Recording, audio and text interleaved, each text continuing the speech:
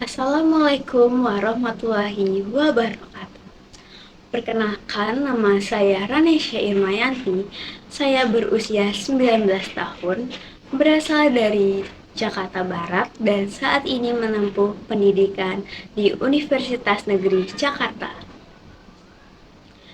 Pada kesempatan ini, saya ingin berbagi pandangan tentang satu hal yang sangat dekat dengan kehidupan kita sehari-hari, yaitu penggunaan bahasa Indonesia di media sosial. Hampir setiap hari kita membuka media sosial. Kita menulis status, memberi komentar, membaca pesan, atau sekedar membaca unggahan orang lain. Tanpa kita sadari, dari situlah kebiasaan berbahasa kita terbentuk. Media sosial bukan hanya sekedar tempat hiburan, tetapi sudah menjadi ruang utama kita berkomunikasi. Karena itu, cara kita menggunakan bahasa di media sosial sebenarnya mencerminkan sikap kita terhadap bahasa Indonesia itu sendiri. Topik yang ingin saya soroti adalah bagaimana penggunaan bahasa Indonesia di media sosial saat ini cenderung semakin bebas, tetapi kurang terarah. Banyak orang yang menulis dengan cepat, singkat, dan seringkali tidak memikirkan pilihan kata yang digunakan. Salah satu kebiasaan yang paling sering kita temui adalah mencampur bahasa Indonesia dengan bahasa asing secara berlebihan. Padahal, dalam bentuk banyak situasi, bahasa Indonesia sebenarnya sudah cukup untuk menyampaikan maksud kita sendiri. Jika kebiasaan ini terus dilakukan, lama-kelamaan kita menjadi kurang terbiasa menggunakan bahasa Indonesia dengan baik dan utuh. Saat ini, berbahasa Indonesia di media sosial memang terasa lebih santai.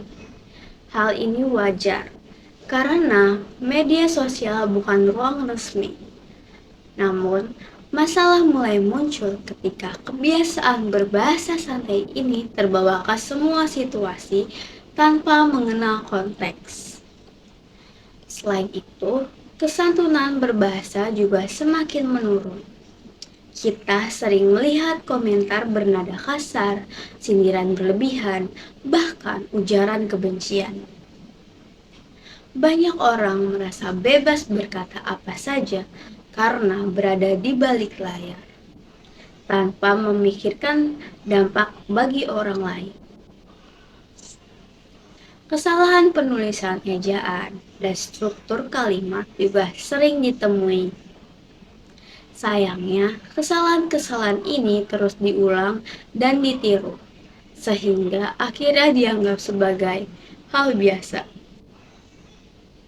Jika kondisi ini terus dibiarkan, dampak bisa terasa di masa depan. Di dunia pendidikan, belajar bisa mengalami kesulitan membedakan bahasa formal dan informal, terutama saat menulis tugas atau karya ilmiah. Dalam kehidupan bermasyarakat, bahasa yang kasar dan tidak santun dapat memicu konflik dan kesalahpahaman.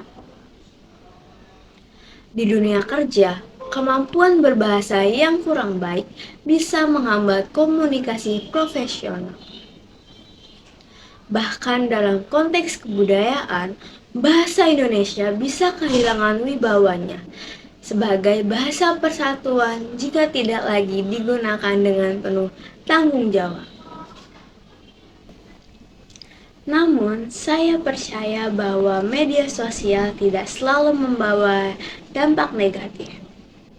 Media sosial juga membuka ruang kreativitas bahasa Indonesia bisa berkembang, menjadi lebih dekat dengan generasi muda dan tetap relevan dengan perkembangan zaman, asal digunakan dengan secara bijak. Untuk itu, kita dibutuhkan peran bersama antara pemerintah dan masyarakat.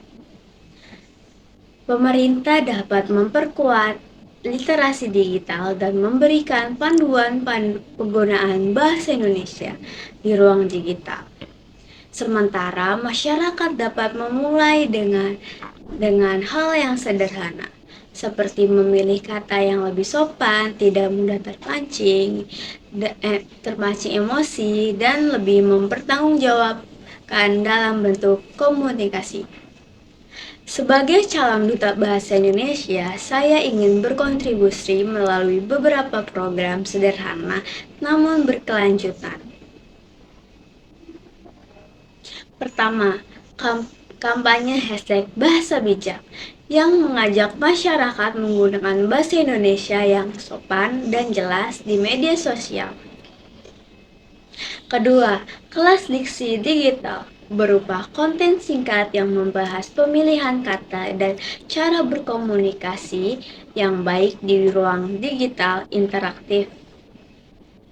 Ketiga, ruang konsultasi bahasa, yaitu ruang interaktif media sosial tempat masyarakat dapat bertanya dan berdiskusi secara santai tentang penggunaan bahasa Indonesia yang tepat.